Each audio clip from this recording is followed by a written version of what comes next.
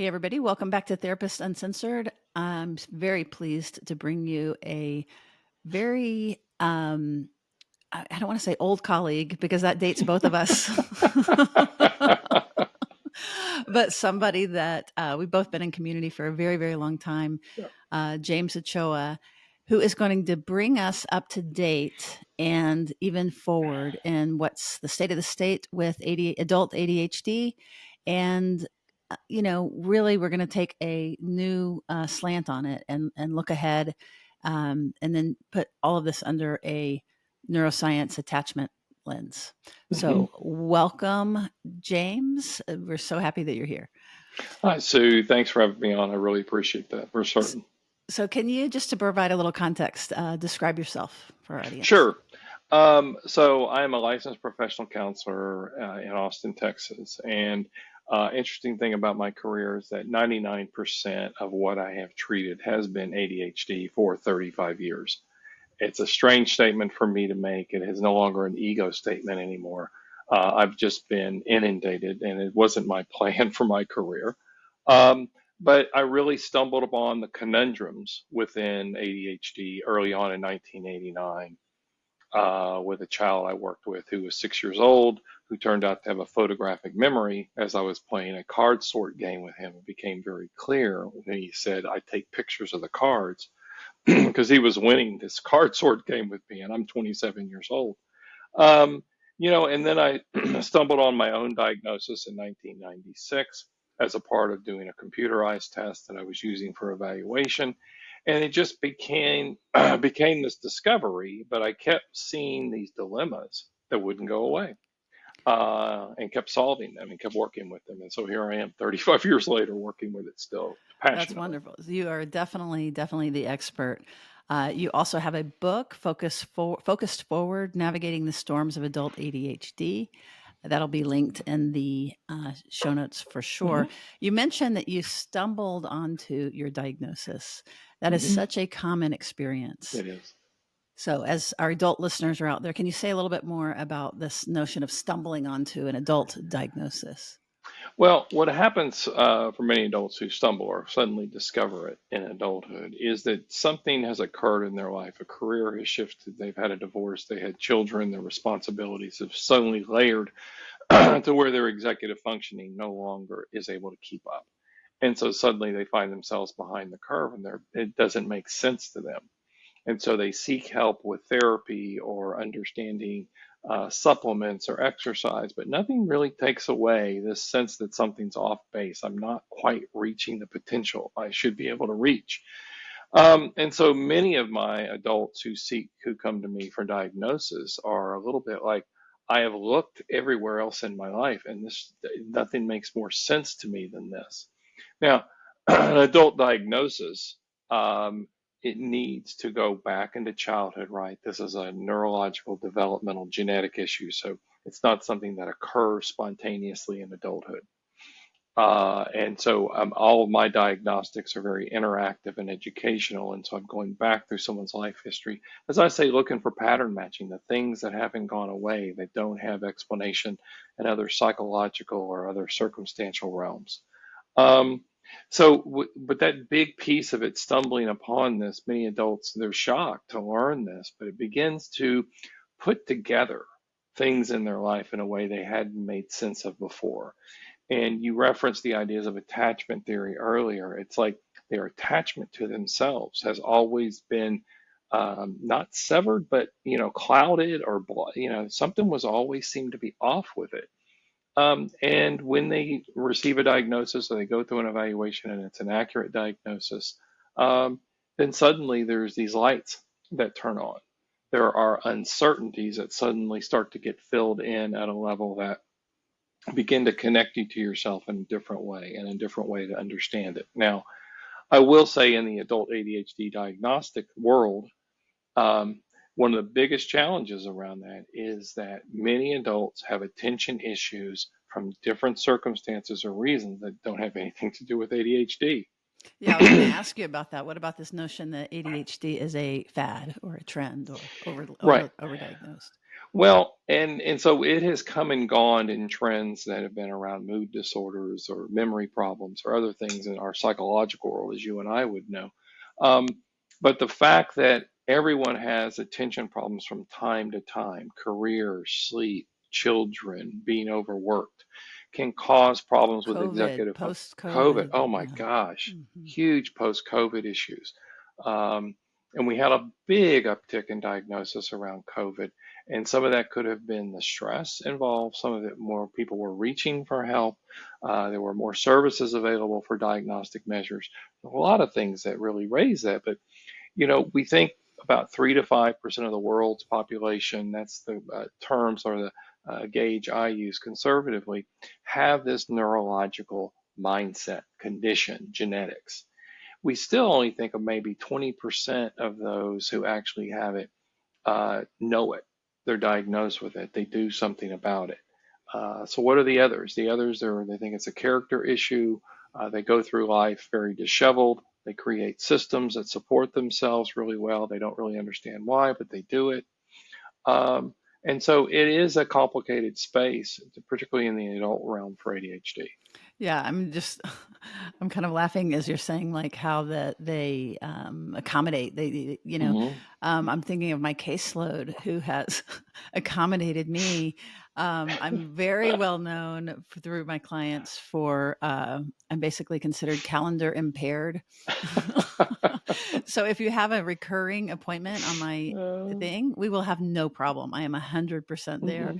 But if you call or text me and we begin to move it, Hmm. that's like that involves a few steps, Yep. and those steps can get interrupted so easily. And now, they've trained me or I've trained them. I'm not sure which. That when there's a change, they'll actually like follow up and like, okay, confirming. You know what I mean? Right. Right. um, so yeah, that's I had always thought of it as I called it a calendar impairment, but because that's where it would Hmm. show up often. Right. Right. Right. Right. Right. But yeah, so there Well, you go. there's a reason, I'm a single practicing therapist in Austin, Texas, and I've really led the front as I see it around the emotional and mental stress that spins off the diagnosis, because that's been the conundrum that I failed at fabulously in the first 10 or 15 years. It was just not something that was easy to get around. Uh, and so when you look at it from that lens of the emotional and mental stress that's surrounding it, and you look at the supports that you need as a result of that, that's really where I continue to do a lot of my research clinically in connection with my clients and what their needs are and what they're presenting with. Because if you have a chronic condition, in some cases, meaning, okay, this is neurological developmental, meaning it's not going to go away. It affects different areas of the brain that we know are in executive functioning. So our executive functioning based on planning, prioritize, evaluate, focus, concentrate, motivate. That's what I summarize it into, those 6 factors. That's the orchestra leader of the brain. We know that that So can neurological, you repeat those again so that as people are sure. listening, they can kind of grab that? Yeah. So if you look at the executive function, you've got planning, prioritizing, evaluating, and then focusing, concentrating, motivating is how I summarize what that executive function of the brain is. We know that it takes till about 30 for that neurological and developmental process to complete now. So the identity crises we all went through in our 20s was very natural. It doesn't settle. Once it settles for people with the diagnosis of ADHD, it's still underactive. Doesn't mean it doesn't work at all. It's underactive based on blood flow and oxygen to the brain in that area. And so I say the mind in that arena then works in fits and starts. Sometimes it works really well, other times it's just fitful and it's all over the place, but it can be polarized by things that are highly interesting or passionate, can really grab that part of the brain, bring your personality and your emotions and your character into it, and suddenly you're hyper focused.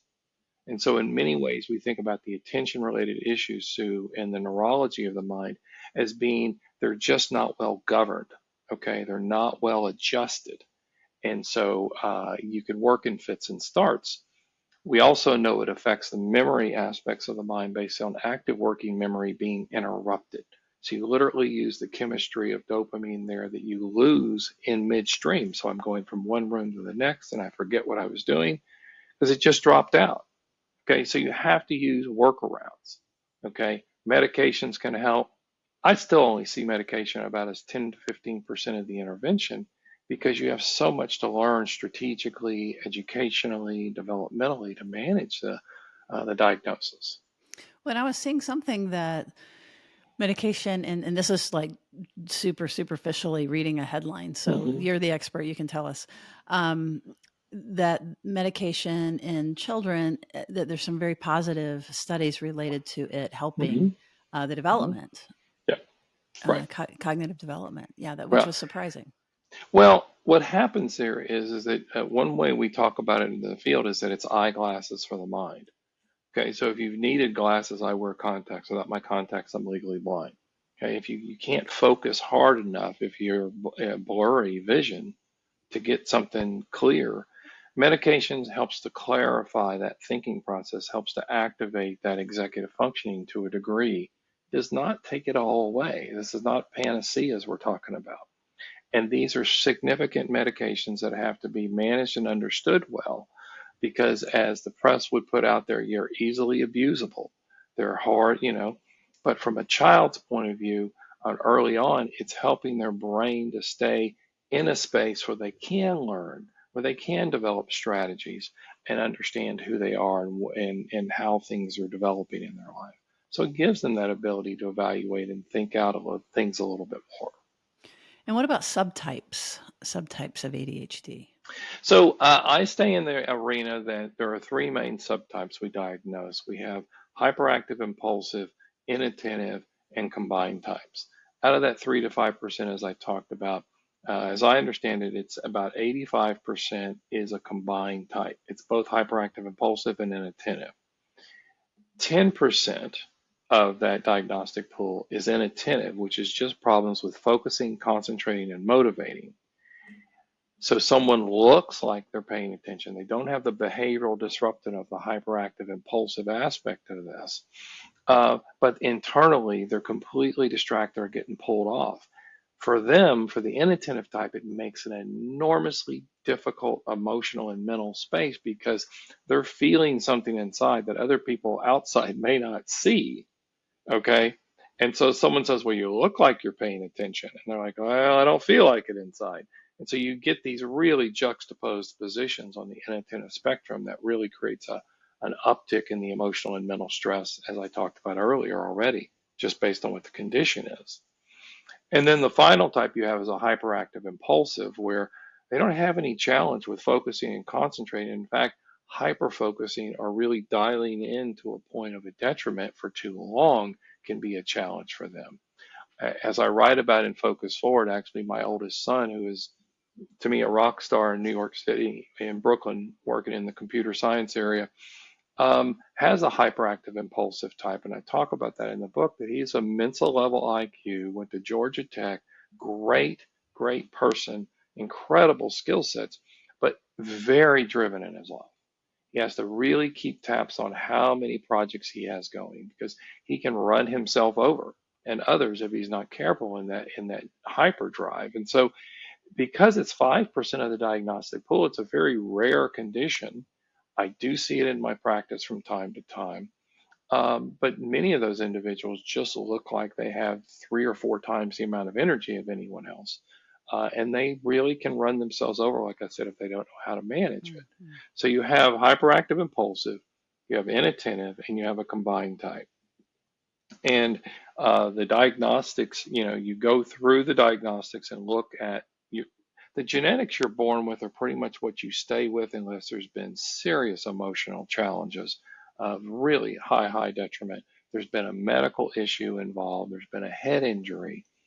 I write about in Focus Forward, or that I also had a closed head injury at 4.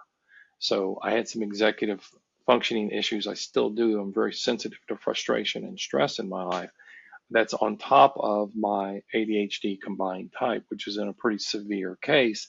As I say, I don't take care of it, it takes care of me. So I constantly resource myself.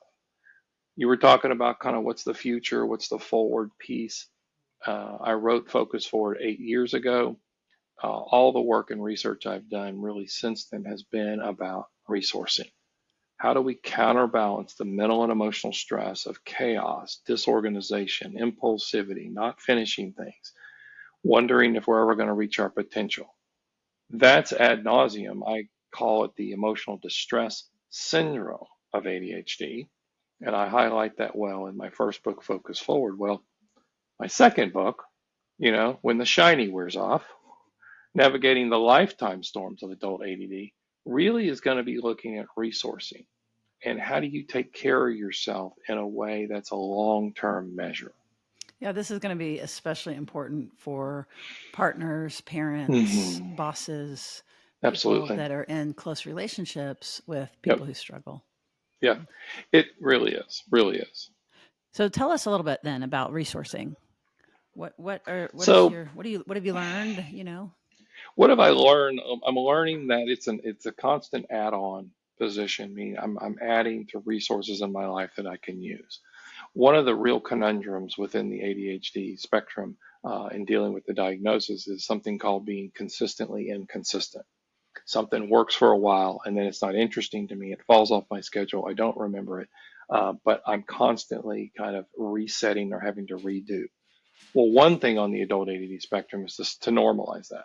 Okay, we all go through bits of inconsistencies in our life. Those with ADHD, it becomes really chronic or challenging. So, because of that, the resourcing model is you want to continue to develop things to resource yourself. So, what does resourcing mean?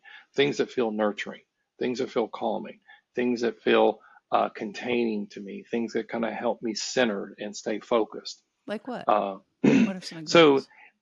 like some of the simple ones I've really been working on is like I stopped using refined sugars and caffeine. Okay, caffeine almost 3 years ago. Refined sugars 2 years. That was like a never process. I'm in drug and alcohol recovery for 35 years, and that was never. I could never see that happening. And so people ask me, well, what do you use for your resourcing or your stimulation now? And I use cold water and I use breathing. It's essentially it. So breathing is an element that can calm you, but it can also energize you. So I teach something so that we can put in the show notes, something called a 5 breath pressure technique, which is just a 5 deep breaths where on the last breath, you're letting your air out half the way. You're waiting until you need to take a breath where the CO2 builds up and I need to take a full breath. You're letting that breath out. You're taking a full breath in and you're holding it, but you're tightening your stomach and you're pressurizing it. So you feel the blood flow and oxygen push up in your body, and then you release the breath. Okay. Would you mind a demonstration? Oh, I'd love to do that. That's always so fun, Yeah. right? Yeah, So totally. it's very simple. And then I've got directions, which we can put in the show notes on kind of how to do this. So this is just 5 deep breaths that I'm going to walk us through. And they're going to be in through the nose, out through the nose. Unless you have nasal related issues, you can use your mouth. But I like people to go in through the nose and out through the nose. When I say a deep breath, I mean a deep breath that moves your diaphragm, your stomach. So your stomach's going to push out. So that's a deep breath I'm looking for. So let's go ahead and take our first deep breath in and release. Second breath and release. Third breath in and release. Fourth breath in and release. Now take a fifth breath in. Now release it halfway out and hold. So for this demonstration, you'll hold your breath and you may feel a little bit of dizziness or disorientation for some people. You let that pass, but it gives you a little bit of a mini micro meditation to kind of calm and stay centered. When you feel the need to take a breath, you're going to let the breath out and full breath in. So there's your breath out. Now take a full breath in, Sue, and hold it. Now tighten your stomach just ever so slightly a little bit where you'll start feeling it push up. Yes, your blood flow will come up here and your face will turn a little bit red. And when the pressure gets to the top of your head, you release it. Okay, so that's a 5 pressure reset breath technique. All right. And you would use that when? Throughout the day, as you're transitioning from one thing to another, if you're beginning to feel a little overwhelmed, it's just a way to insulate the body from stress coming around disruptions on the ADHD spectrum. But it's just a good way to recenter yourself. So neurologically, what is it? What is it doing? So neurologically, we're changing the mind's mindset literally on Right. how well it is able to stay centered and focused. And so we're breathing in, so we're increasing our blood flow and oxygen. We're deliberately in the kind of the pushing of the breath at the end. We're pushing blood flow and oxygen through the system. And that is also expelling carbon dioxide, which is a waste matter on stress and those types of things out of the body. Um, So we're and deactivating. fading, Right. yes, Yeah. yes. We're really calming that. We're calming Mhm. ourselves, and the center of our brain, the survival, that kind of mechanism of limbic system to really kind of overactivate, gives us a breath. Mhm. And I say, breath to me is one of the most important tools to be able to use for resourcing. And it's the first thing we do and the last thing we're going to do in our lifetimes. Okay.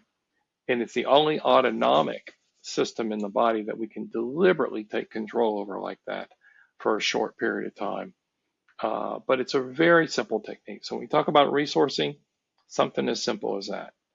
Other things around resourcing could be what I would call as micro meditations, which is listening to um, a short meditation, 3 to 5 minutes throughout the day to kind of reset yourself. I have another micro meditation, which I call the 1 minute staring at the sun. So it's a sun salutation kind of meditation where if you're looking at the sun, sunglasses on, or making sure you close your eyes. It's not about harming your eyes, but you're looking at the sun with your closed eyes and you're counting 1001, 1002, up to 1060, which is about a minute. 25 years that has never, never ceased to amaze me on how it resets me. Okay. And it's always when I get up to about 1030, my mind's just spinning, going, when is this going to be over? And then I feel like I'm calming down the other side. But again, it's taking that conscious control over of what's going on in our environment, which we know is so important for stress, not just from ADHD, COVID. As I say, technology, information, and stress are at all-time highs, and all those are affecting everyone's attention span. Yeah. So it's Well, helpful. I really love these. Some that I forget about, but then remember. Hmm. One of my favorite was the fake yawn.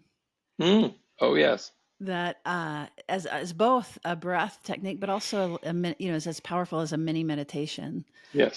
because it forces that oxygen in there. And like Yes. you said, just by changing the percentage of oxygen in your body, Yep. it signals to your nervous system safety Yep. and danger. Yep. So as you're increasing the oxygen percentage, you can, so it basically, the way I explain it is you can trick your nervous system, Right. Right. so that it's noticing, oh, plenty of oxygen, things must be okay. Hmm. And then it begins to kick in GABA and all of the deactivating, Right. Chemistries. neurotransmitters, right? Hmm. And and then your body begins to catch up, like you're saying, so that in that Right. 60 seconds, you actually, like, at first you're forcing it, and then your Right. body actually begins to go in that direction. It's Yeah. wonderful. Yeah. Yeah. And there's also something which I heard Dr. Huberman out of the Huberman podcast out of Stanford talk about that, just one of the most relaxing breath techniques is that straw technique where you take a full breath in, you take a sip more, but then you let it out like a straw very, very slowly. And that acts as kind of, to me, it's a progressive muscle relaxation on the lung. It really helps to recenter you and reset kind of where you're headed. But Mhm. resourcing, I have anything from personalized blankets that I use for my meditations. Um, I have essential oils that I use for calming and centering. And again, none of these are panaceas. None of these are going to be these magic bullets that suddenly everything is different. They're adding into comforting yourself and nurturing yourself as you go throughout life, to really resource yourself around counterbalancing the stress of ADHD. So let me give you a scenario. Great. I love Um, this. let me think. Let me just think one Yeah. of myself. Oh, okay. So you're late, Hmm. and it's an important thing that you're going to, Yep. and you kind of cram too many things in before you Yep. go because you haven't Yep. planned accordingly. And then you're like, okay, okay, okay. I'm on way. Right? You get in the Yep. car. Yep. You realize you don't know the address. Right. Then you finally figure out the address and you put it in, and it's way further than you thought. So now Right. you're really super late. Like, Right. tell me, like, where in that, and now you're panicked and you're driving like a maniac trying to get there. Right. And you're also Right. texting saying, right? Right. Okay. Tell me, walk, like, Boy. interrupt that. Yes. Interrupt it. So the first thing to interrupt in that space is certainly be safe in your driving because it has such. It really Yeah, is. no, We it's don't true. understand. We're driving around like oldest son says, 3 or 4 thousand pound, metal machines, and we're distracted, and it's. And people with ADD have a higher mortality rate, Yes, actually. yes, they do. Yeah, So yeah. The say more, research, yeah. yeah, the research on the long term, we can talk about that a little bit. It's just not pretty to look at, but it's very realistic. So, and you're in the scenario, you're overactivated, clearly. Yeah. Okay. So one of the P's Scattered. is, yeah, you begin to observe the process. Okay, I'm overactivated. And literally, I will tell people, Sue, talk out loud to yourself. Because when you talk out loud to yourself from an attention point of view, you're hearing what you say and you're using the aura motor of the mouth, which is a somatic movement of the body. Okay. So your brain has two other outlets to kind of grab onto to ground yourself. So it's just telling yourself, okay, I'm in a rush and I'm late and I know I'm late. And this is not fun. And it's much further than I thought. Okay. See, I would tell people pull over to the side of the road and take a minute to do some deep breathing and slowing down because driving 80 miles an hour to go 20 miles is going to save you, I don't know, you go do the math on it, 20 seconds, 30 seconds. It's nothing. You can't get there It's just a sooner. sign of your own activation. Sure. Yeah. I will also tell people to micro, then meta analyze something. Micro is where I am right now. I'm in my car. I'm rushed. I pulled over the side of the road. I'm going to calm myself first. What does this mean in the bigger picture? Okay. This is not something I want to happen all the time, but it's not the end of the world. It's Right. not going to. It's not a And job so, interview. Yeah. right. But what I did was micro and macro. So I'm trying to create some neuro flexibility in my mind back Mm. and forth. Okay. Okay. Okay. And then I would put on some kind of calming or centering. I would put on smooth jazz or something like that. I might start to sing to myself. I might play games like I'm going to be a driving angel and let people come in because I'm not going to get there any faster Right. in this manic state. What I am going to try to do is center myself before I get there. So when I do get there, Yeah. I'm not a maniac any more than I was. Okay. And the last thing I remember, I've just given you, a number of resources there, is I have a term I say, I hurry slowly. So it's a counterbalancing. I'm going to hurry because I want to get there, but I'm going to do it slowly. Mm-hmm. And so it's like this, okay, I'm going to tether myself and work through this. But that is a common event, certainly for many people. And those diagnosed with ADHD, it happens way too often, Right. way too often. Well, and I even like, we were using the car example, but another thing I've noticed to myself is, um, like even when I used to work at a office, Hmm. that I would find myself not running, but like walking very quickly, like from doom Yep. to doom to doom to Yep. doom Yep. to Yep. doom, Yep. Yep. and when I would catch myself, I would just sort of laugh about like, what? Like, it's not going to be any better when I get to the copy machine 2 seconds Right. faster, right? Exactly. And so, again, that mindfulness of physically slowing down your body so that Yeah. now you're mindfully walking. That's Yes. kind of the, what did you say? Yes. Hurry, Hey, hurry slowly. hurry slowly, right? That actually slowing is, slow is fast, Yes. and that Yes, it is. and there and It there is. and there was no rush. Like it was really Right. literally like a manifestation of just the metronome, internal Yes. metronome. It was not an Yeah. actual. There was no need to Yeah. be in that kind of a rush. Well, And I do want to point toward those diagnosed with ADHD will feel what is known as an internal Yeah. restlessness, which I believe, clinically, or as I understand it, kind of an underactivity in that executive function of the mind that kind of creates that neurological hum, Hmm. you know, a little bit of a tinnitus of the mind, so to speak, on a always thinking, wondering about what if happens here, because the mind is, if it's underactive in that area, it sets up potential threat mechanism that something's wrong here. Hmm. Hmm. So that internal restlessness is many times not necessarily something that is going to go away, Right. but it is something that can be managed. It can certainly develop into higher states of anxiety and panic attacks and other types of things that are not ADHD. And we know depression and anxiety occurs at a very high rate, 30–40% in the diagnosis with ADHD because of the disruptive nature of the diagnosis if it's not treated. If it's not Okay. treated and understood, because otherwise it's easy Yes. to just assume, oh, I'm lazy or I'm disorganized, I'm scattered, Right. all the negative, and also to be Right. misunderstood by people. Like you said about the hyper focus, it's like, Yep. I'm imagining a parent saying to another parent, well, yes, he can focus. We can't get him off his game, or whatever it Hmm. is. So don't say he Yes. can't focus on his homework because he focuses on things he likes, which is Right. then like attributing this to the character of the child. Right. And that they should have some willfulness to control it. Yes. Okay. Where the reality is something about that game, something about that interest or passion has grabbed their attention. So, it's one of the things I talk about, besides educating yourself about this consistently, is what I call personalizing strategies. There are, in fact, I think in our field, myself professionally, that there is so much help available, so many ways to come about this. This is an executive functioning challenge. So those who are going to reach for help, it's hard to know what help is good help or what help is. So we have so to me, there's a little bit of a challenge, and there's 1,000 organizational strategies out there that are really good.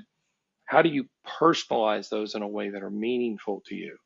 So I've worked with children, I've worked with parents, I've worked with my oldest client has been 87 years old.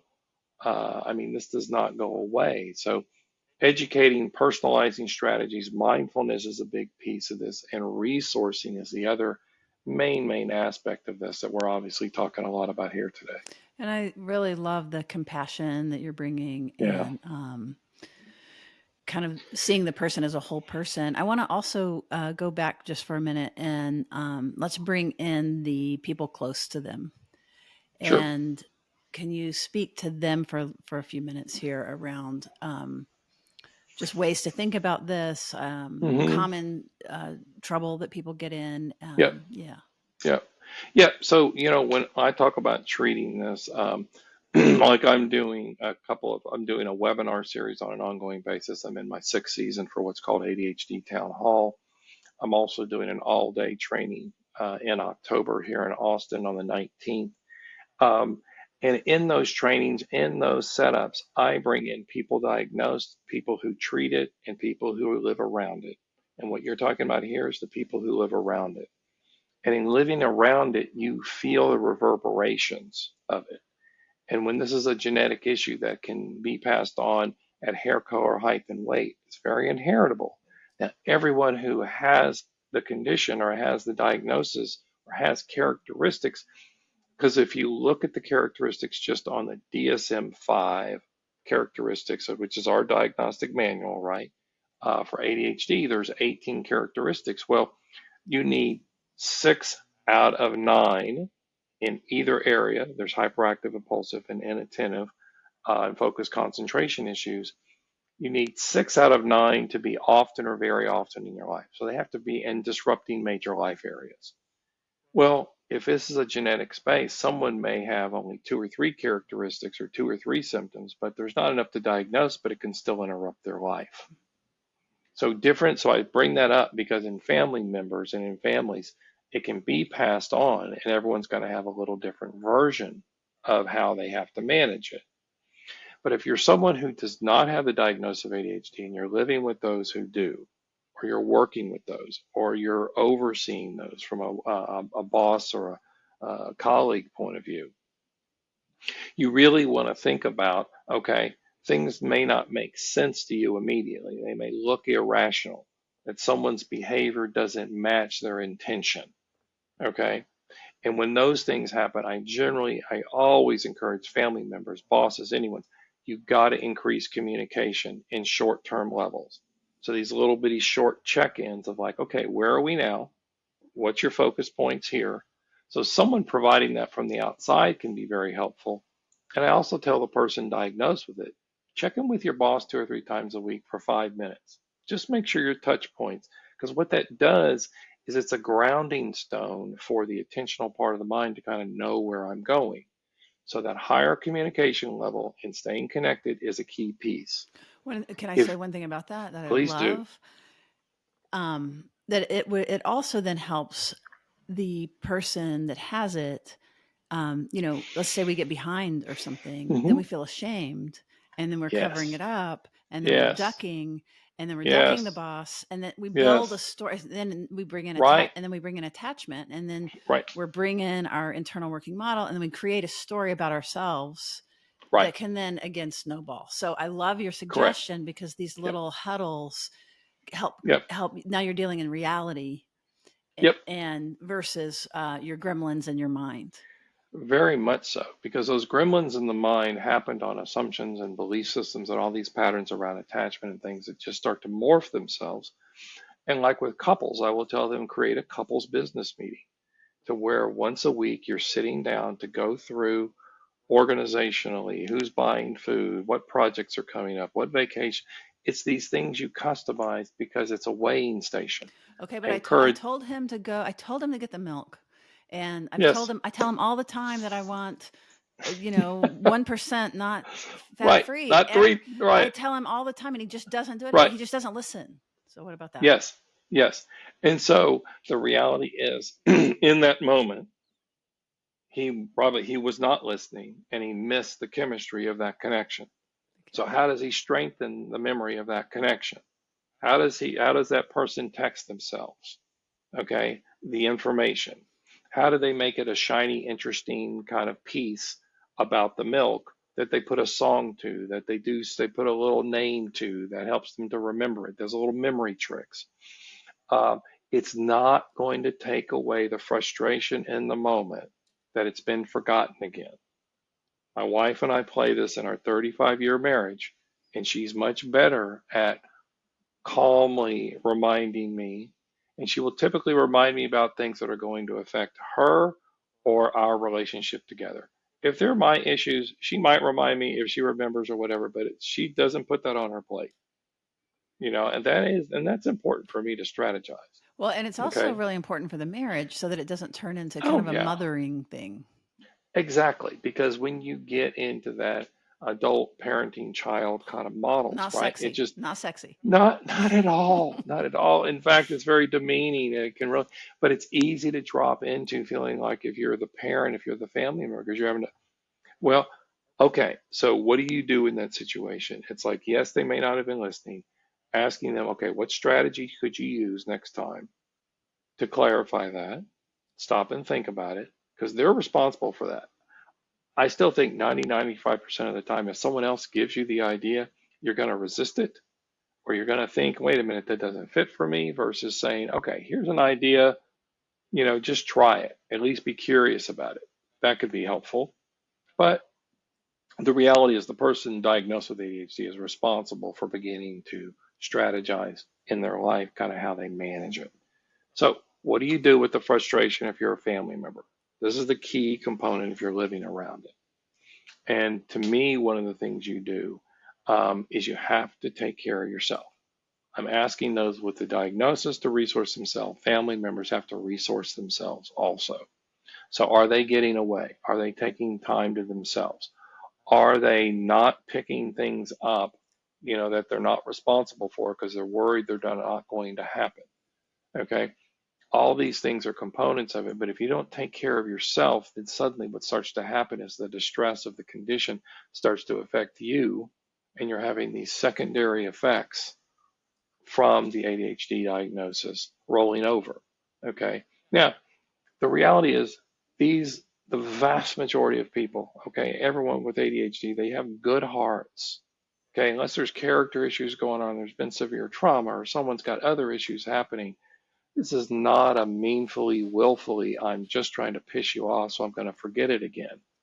It's, and that's hard because it doesn't look that way when it's happening.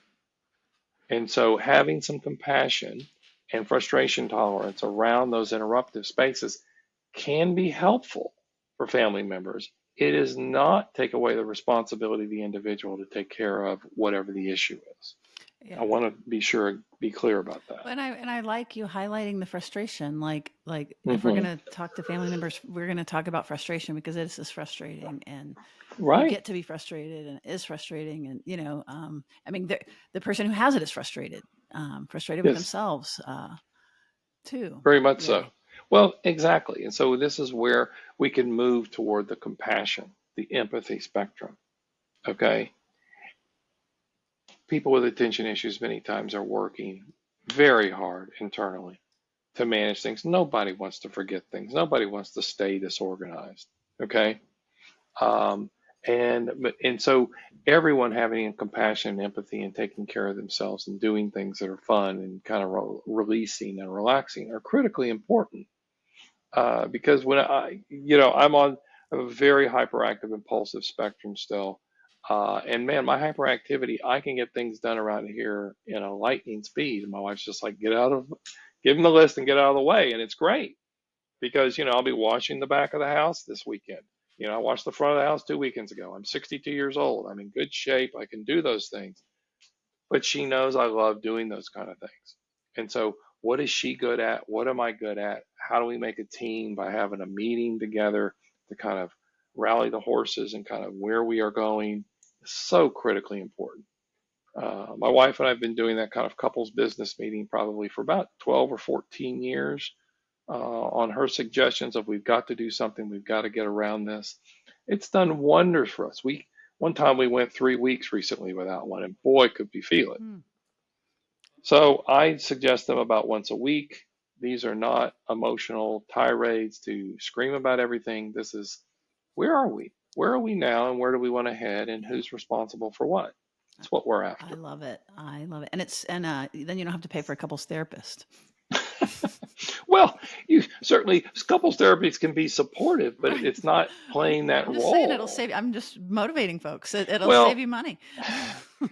one of the things that brings up that I at least like to address is because I talk about treating professionals as well who treat ADHD, is I tell professionals, look, I really believe you've got to have an educational, action-oriented approach when you're working with ADHD. You've got to come in with an agenda mindset.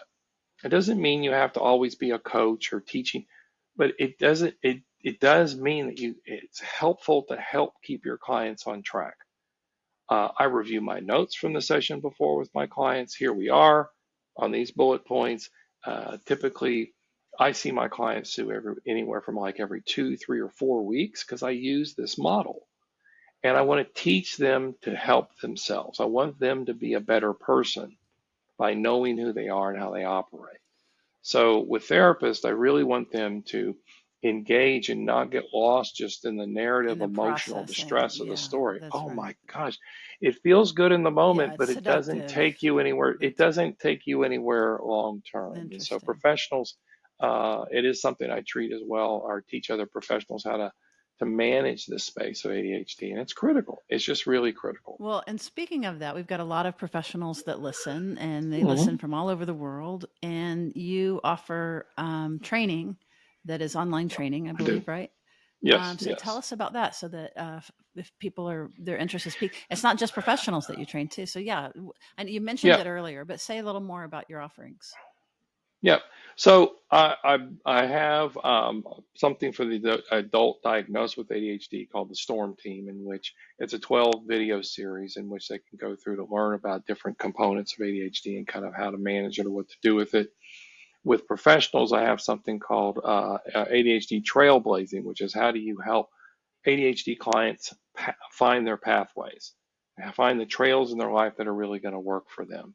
And that is a 12-week course for professionals where I'm also asking you to bring in clinical cases that you're working with so that you have examples that you're working with and understanding coexisting conditions, understanding relational aspects, understanding how to personalize strategies. Those things are critical for us. And with family members right now, I'm really directing them to my ADHD town hall, which is, again, diagnosed professionals and those who live around it as a webinar series to ask me questions. Come ask me your hardest questions.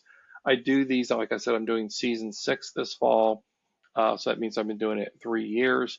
I don't ever plan to stop that as long as I'm professionally in practice because it's a way station. For those diagnosed long term, they come back in and really touch base using those models to really kind of keep up with what's happening with their ADHD. They're listening to an expert on what are they learning about what's next, where do we go from here, what's the future like. Um, I'm living an incredibly happy, well-resourced life at 62. I really, and it's fascinating to me. I've been treating this so long, and I'm still unbelievably passionate about it. It just really, it's just Sue. It's just it warms my heart. Yes, I've known you for 20 plus years as a professional, uh, and I'm so happy what y'all are doing for this podcast, you and Ann. And it's just like this is to me, it's the way to get around this issue is to really get people good information. Well, I love it, and I love your enthusiasm. And again, I think that both of us probably are good examples of some of the beauty and creativity Hmm. and benefit of having a brain that works just a little bit differently. Yep. And so Yep. that there's no way, I mean, having a private practice, a family, pets, um, writing a Right. book, doing a podcast, it's a lot. It's a It's a lot. lot, and keeping up with it, It even is a just lot. maintaining just a podcast, that is it's tough. So, but Oh, it is. it helps to have the fast metronome and the quick Hmm. mind and and It multiple does. open tabs at one time and being chaotic and Yep. so Yes. yeah, it's a strength. And at the same time, coming back to resource Yeah, yourself and keep exactly. yourself in balance. It's It's so true. critical. It's true. Boy, I've really learned like sleep. Sleep is so critically important on the spectrum for anyone, but certainly on the ADHD spectrum. And I'm up at generally 4 or 5 o'clock in the morning now, meditating or breathing or Mm, doing things to really help myself. It's just yes, such a pristine time of the day. I really get it now. really Uh, wonderful. So, yeah. James, you mentioned some of your courses. Can you say how people can find them and find you? Yeah, so everything is on my website at jamesochoa.com. I have a wealth of resources and information there. And I do, interestingly enough, a year ago, I took back over my interviews of people wanting to work with me. And so I do 20-minute Zoom interviews. I can only do a couple of them a week, but I love still working with people on the front lines, as I call Yeah. it. And so those can be scheduled on my website as well. Uh, but if you look at, kind of that engagement, I also have a podcast I've done 2 seasons of that is it's not an ongoing space, but it's a space of resource in that it's a radio narrative action theater where I hire 5 voice actors to act out these scenes of an apartment complex where you discover people have a different type of ADHD and what to do about it. And it's called The Complex. And The Complex is on my website. I have 2 seasons of that, hoping to do a third season next year, along with writing the book. But like you, I've got all these projects going out in front of me. But all You're that can just be accessed through yeah. James Ochoa. James through jamesochoa.com. Ochoa.com. Yep. Yep. You are a fountain of resources, a veritable fountain. And this has been delightful. Is there anything that we didn't cover that you want to say that you want our audience to know about this this this this wait hold on this disease, this neurological condition, this I would say a genetic neurological condition okay, is how we think about it. okay, Now, you want to keep moving toward where your life begins to feel normalized. It may be specialized and customized, and you have to do things in a way that really work for you. But you don't think of yourself as something that's weird or strange or wrong or broken. No, This is just the differences I carry. It's my hair color, height, and weight. This is how I work in the world. So you want to feel resourced enough and buoyed up, and you feel, I like who I am. I really care about who I am. And that is not an easy thing to do if you've been pummeled with negative voices and other kind of trajectories coming at you your entire life. So you can get around it and you can really live a happy life that's meaningful and beneficial and helpful to others. And I, it's really, I feel like I'm living in a dream come true in a lot of ways. I could have never guessed that in 1989, when I was working with this one little 6 year old and that first insight opened up about this, that I'd be here 35 years later, talking to yourself as a colleague on an incredible podcast and just saying, hey, you can do something about this that's meaningful. Well, and I So I really, really want you to hear it. yeah, Yeah. and I really love how accessible all of your Hmm. material is. So again, this is James Ochoa. His book that is published at this point is Focused Forward: Navigating the Storms of Adult ADHD. It's very easy to read. It's short. If Hmm. this is on YouTube, I'm going to hold it up so people can see it. Again, it'll be on our show notes. And part of how you access that is you go to therapistsuncensored.com. And if you know the episode number, you can just put the episode number in. But if you don't, just put James Ochoa, just put ADHD in the search field and it Hmm. will come up. As a matter of Great. fact, while you're there, anything that you're interested in, you can put, our search field is linked to all kinds of things. And when it comes up, each episode will have quite a few resources on that will, as you want to learn more. So we too try to be a fountain of free information That's and great. and You and certainly and are. link people to more and more and more so that you can keep learning and growing. Absolutely. So thank you so much for joining us. This has been fantastic, and I wish you luck on your Yeah. new book. Thank Yeah, you. we'll Thank talk you. again. In a year and a half or so Definitely. when that emerges. And It'd be thank you great. all, listeners, for sticking with us. If you're still here, I think that probably means you found some value in this podcast. And if that's the case, we could really use one of the something that you could do that would be very helpful, free of charge, is to go to Hmm. wherever you get your podcasts and leave us a rating and review.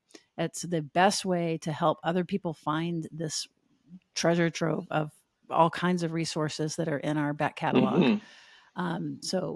Yeah, rating and review is really what we would love the most. That would be a way for if you want to wave at us and give us a thank you back, that would be how to do it.